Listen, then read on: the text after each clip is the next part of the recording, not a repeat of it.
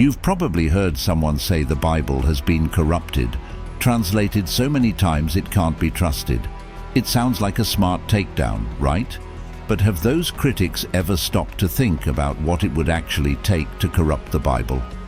When you look at the evidence, the claim falls apart. Let's break it down, logically and historically. First, let's talk about the sheer number of manuscripts. We have over 5,800 ancient Greek manuscripts of the New Testament. Add to that 10,000 in Latin and over 9,000 in other languages like Syriac and Coptic.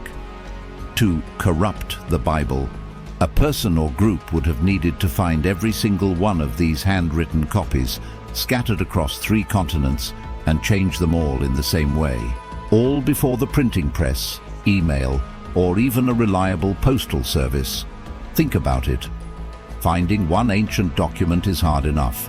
Finding and altering thousands, it's a logistical impossibility. Next, consider the geographical spread.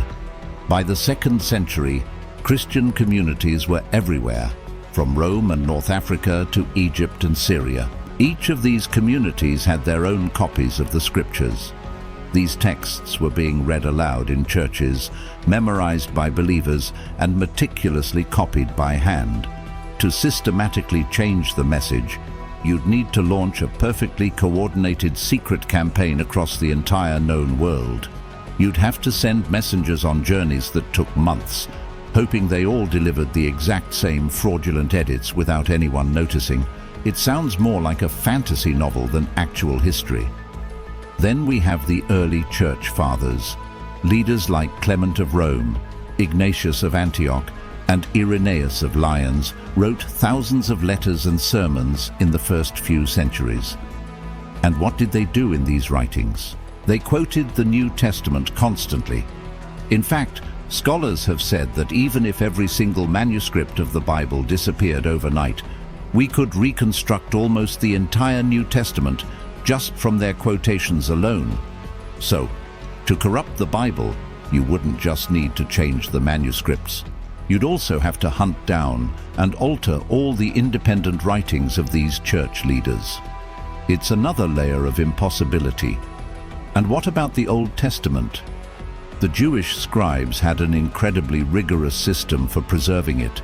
They weren't just copying, they were safeguarding. They counted every letter, every word, and every line on a page to ensure no errors were made.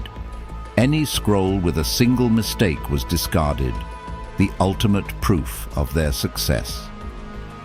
The Dead Sea Scrolls. Discovered in 1947, these scrolls were 1,000 years older than our previous oldest manuscripts. When compared to the Masoretic text used for centuries, they were nearly identical. This demonstrates astonishing stability, not corruption. So, let's put it all together. To believe the Bible is corrupted, you have to believe in a silent, global conspiracy that spanned centuries, crossed continents, and covered multiple languages, all without leaving a single shred of evidence.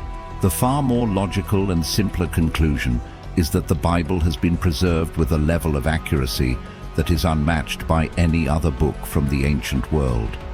The evidence points not to corruption, but to incredible preservation. Thanks so much for watching. If this gave you something to think about, hit that like button and subscribe for more content that dives deep into the facts. See you next time.